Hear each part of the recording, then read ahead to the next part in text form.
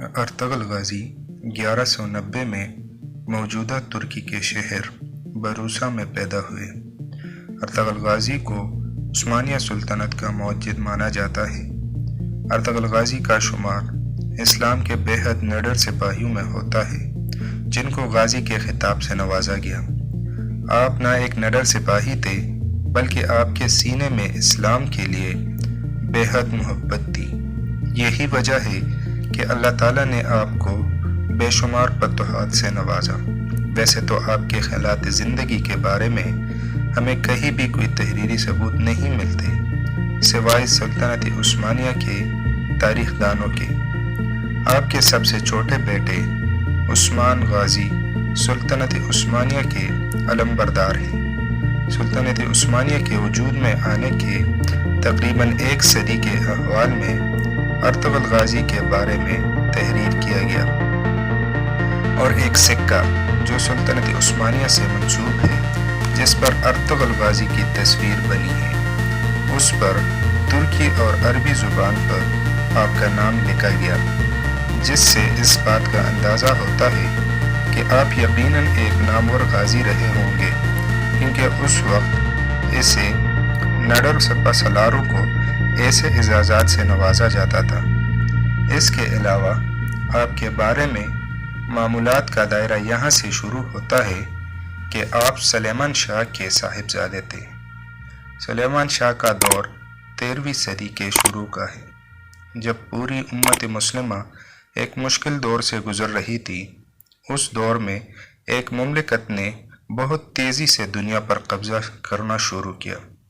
ये चंगेज़ खान की क़यादत में मंगोलों की फ़ौज थी। मंगोलों की उस खूनखार फ़ौज ने इंतहाई शिद्दत से यूरोप और एशिया के बेशतर हिस्सों पर हुकूमत की। इनके जुल्म सितम के मिसाल दुनिया में कहीं नहीं मिलती। तारीख़ दानों ने चंगेज़ खान के उस ज़ालिमाना दौर को सिफ़ाई हस्ती का सियाह तरीन दौर कहा है, जिसको 14वीं सदी में ब्लैक डेथ से मंसूब किया गया। चंगेज़ खान ने इतनी तेज़ी से ममालिक को फतह कर रहा था कि देखते ही देखते उसने पूरे यूरोप और एशिया के 1300 से ज़्यादा मुख्तलिफ शहरों और मुल्कों को फतह किया। अब उसने अपना रुख सुल्तनत ख्वारज़न की तरफ किया, जो कि तुर्क कबीलों पर मुश्तमिल था, और उनको पाश पाश किया। मुल्क ख्वारसान के दीगर कबाइल और सुलेमान शाह ने अपने कबीले के लोगों के हमरा वहाँ से किसी महफूज मकाम की तरफ जाने का इरादा किया। उन कबीलों में ज़्यादातर चरवाहे और खाना बदोश थे। इनको जहाँ सरसब्ज़ इलाका नज़र आया वहाँ खेमा डाल दिया, जबकि बाज़ ने ईरान शाम का रुख किया। सुलेमान शाह काई कबीले के सरदार थे। आपने अपने अपने कबीले के हमरा ख्वारसान से शाम का रुख किया। काई कबीला दूसरे कबीलों के बनिस्बत बहुत बड़ा और जंगजू था। उसी आसना में सुलेमान शाह दरियाए फुरात में डूब गए और उनकी वफ़ात हो गई। आपकी वफ़ात के बाद कबीले के लोगों ने आपके बेहद निडर बेटे अर्तगल को अपना सरदार मुंतखब कर दिया। कहा जाता है कि सुलेमान शाह के 4 बेटे थे। आपके वफ़ात के बाद आपके दोनों बड़े बेटों ने काई कबीले से अलहदगी इख्तियार कर ली और अपने एहलिहाना के हमरा चले गए। अर्तगल आपके तीसरे बेटे थे। आपने छोटे भाई के हमरा सल्जूकी सुल्तनत की तरफ रुख किया।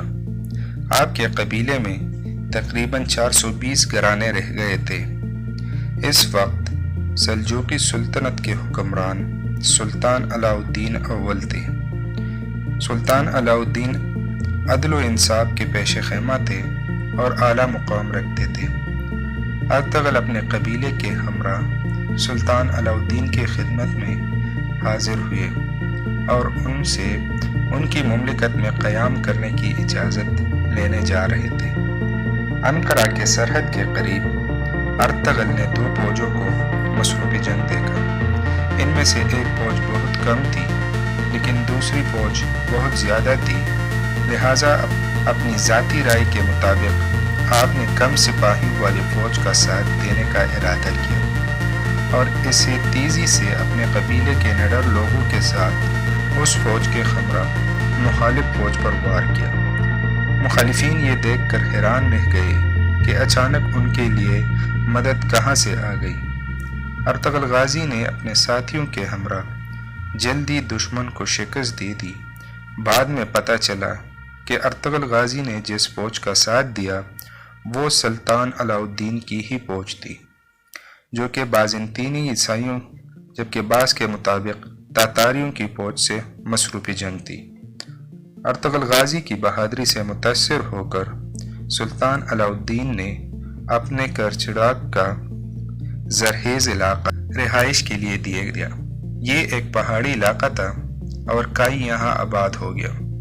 ایسا کرنے میں سلطان کی ایک حکمت تھی کہ سلجوقی سرحد آپ کی اور آپ کی بہادر قبیلے کی وجہ سے محفوظ ہو جائے گا، اور ساتھ میں سلطان علاء الدین نے ان کو یہ بھی اجازت دی کہ آپ اپنے قریبی علاقوں کو پتہ کریں اور انہیں سلطنت میں شامل کریں۔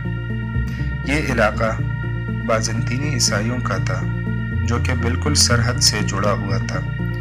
یہاں ارطغرل غازی نے کچھ ہی عرصے میں اپنی بہادری اور شجاعت کا سکہ بٹھا دی اور سرحد کے قریب تمام علاقوں کو فتح کر لی۔ سلطان نے خوش ہو کر انعام کے طور پر آپ کو سوگوت شہر بھی دے دیا۔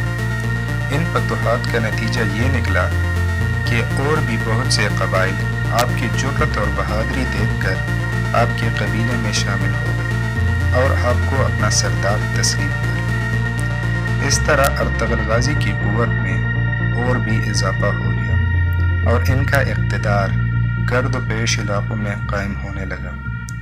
سلطان علاء الدین کے لیے اس طرح ارطغرل غازی کا قوت اور اقتدار میں آنا پریشان کن ہونے کے بجائے ایک حوصلہ مند بات تھی، چونکہ ان کی سلطنت اندر ہی اندر مخالفین کی وجہ سے بغاوت کی در پر تھی۔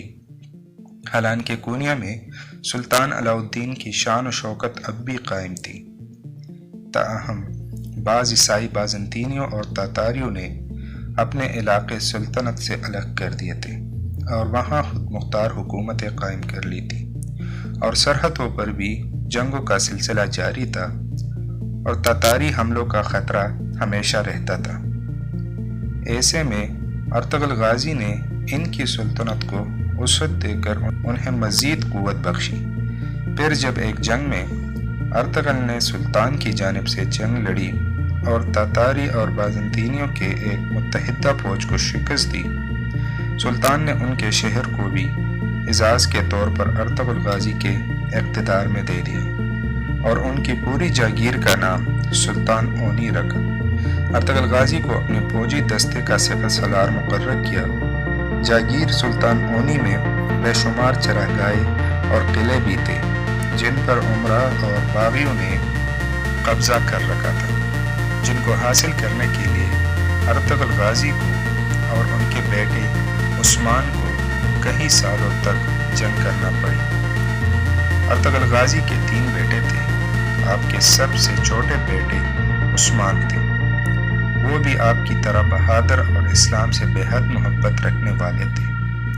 آپ کی اہلیہ حلیمہ سلطان سلجوقی شہزادے غیاث الدین مسعود کی بیٹی تھی۔ ان کے بطن سے آپ کے 3 بیٹے تھے۔ ارطغرل غازی نے 90 سال کی عمر میں وفات پائی۔ آپ کی وفات کے بعد آپ کے سب سے چھوٹے بیٹے عثمان غازی آپ کے جانشین بنے اور انہوں نے بھی اپنے زور بازو سے کئی علاقوں کو فتح کیا۔ 1299 میں سلجوقی سلطنت بالکل ختم ہو گئی۔ اس کے بعد عثمان غازی نے اپنے علاقوں میں خود مختار حکومت کا اعلان کیا اور اس طرح سلطنت عثمانیہ وجود میں آئی۔ عثمان غازی نے اپنے باپ کے احترام میں ایک مقبرہ اور ایک مسجد بھی بنائی، لیکن ان کی عمارت میں مختلف ادوار میں مختلف تبدیلیاں کی گئی، لہٰذا ختمی طور پر یہ کہنا مشکل ہے کہ سب سے پہلے کب بنی اور ان کا پہلا خاکہ کیسا تھا۔ موجودہ مقبرہ جو کہ 19ویں صدی کے آخر میں سلطان عبدال حمید نے دوبارہ تعمیر کروایا۔ یہاں کے مقامی لوگ ہر سال ان کے اعزاز میں ایک تہوار بھی مناتے ہیں۔ امید کرتا ہوں ویڈیو آپ کو پسند آئی ہوگی۔ ویڈیو کو آگے شیئر اور لائک ضرور کیجیے گا، اور آنے والی نئی ویڈیو کے لیے ہمارے چینل کو سبسکرائب کر دیں اور ساتھ میں گھنٹی کے بٹن کو ضرور دبائیں تاکہ ہر نئی آنے والی ویڈیو سب سے پہلے آپ کو ملے۔ شکریہ۔